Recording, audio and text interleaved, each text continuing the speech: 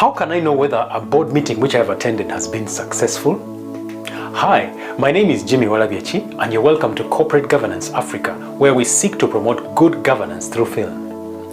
In this video, Rita Kabatunzi, a seasoned governance professional, shares 4 key characteristics of a successful board meeting.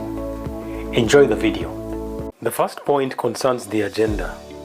Here it's important that the agenda is forward-looking, that the agenda items are closed, and that there are decisions taken concerning the items for discussion on the agenda.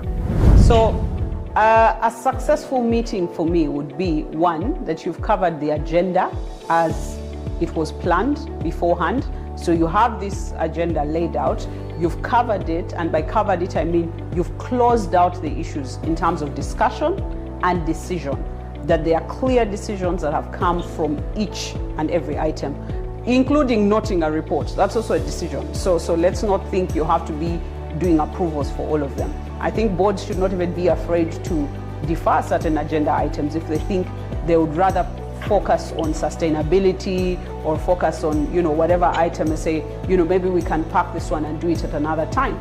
That is fine. The issue is you have a defined way of going about it, and you're making sure everything that was supposed to be unpacked and discussed is discussed by the board as a whole.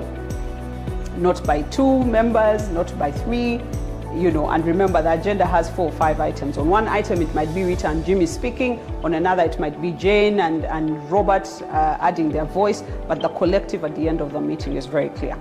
So you focused on the substantive issues. We all know that now the agenda, the proposed way is first start with the forward-looking, okay, and then deal with compliance and the simpler things. I would say that would be a well-run meeting. The second point concerns achieving consensus.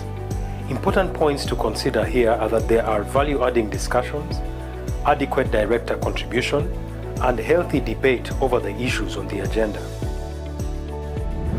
There are value-adding discussions taking place. These value-adding discussions include the voice of your whole board. That doesn't mean that every board member speaks on every single issue, but that collectively, by the time the board meeting ends, you've heard from every director, you know where they stand on all your key issues, and there's consensus. Consensus doesn't mean that you agree all the time.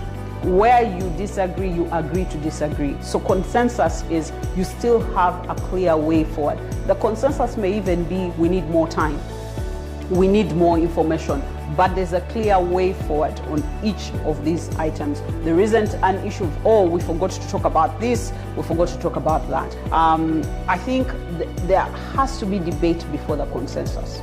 I think for me that's a fruitful meeting. By debate, I mean there's been constructive challenge, there's been, have you thought about this? Have you thought about that? So you don't jump into consensus. Now, one may ask, how about the reports where you say, these are noted, okay? So that's what we are saying around, if a meeting is to be productive, you said for items 3, 4, and 5, I think it's clear, we've noted the report, we don't have questions. But then on these 4 or 5 items, this is what we would like to see. So the decisions are clear, the way forward is clear. There is not that code of congeniality, as I think it's Sharon who says that, where there is, we agree for the sake of agreeing because we do not want to sort of rock the boat. That's not a productive meeting, that's not a good meeting. A good meeting is there has really been an unpacking of the issues, and you'll usually see it in the way the board members react. There'll be a sense that yes, this was a well-run meeting. The third point relates to the board meetings and data. Discussions at the meeting should be based on data and not speculation or mere subjective opinions. For me, a productive, well-conducted meeting is one where the board is driven by facts, data, analytics, not just opinions, not just we think and then decisions are made based on that. But there's a lot, it's centered on real hard facts. What do we do? How do we support this decision? What are the assumptions? Are there projections? Are there trends? There's information that has come through and has informed this decision, or discussion taking place. The final point is that the meeting ought to be characterized by good time management.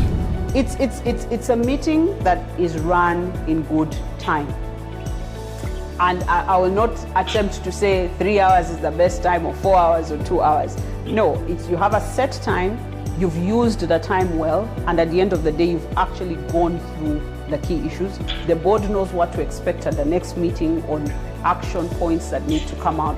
For some boards, they like to actually summarize, these are the key discussions, these are the key items that we would like to focus on. But largely, if it's forward-looking and it's based on some of these aspects that we've talked about, I would say that that is a well-run meeting, well-managed. Things are not spilling over into, everything sort of spilling over, and what was supposed to be a 3-hour meeting is a 6 or 7 hour meeting. That even if you've debated the issues, I don't think that's a very good meeting. A one-off maybe, but not as a practice, because then you need to actually really think about, do we need to change the time that we actually use for this meeting, as opposed to insisting on trying to do it in 3 hours and we are always running over. Because what that means is you then start rushing. You don't actually discuss the issues. And so that wouldn't be an ideal meeting.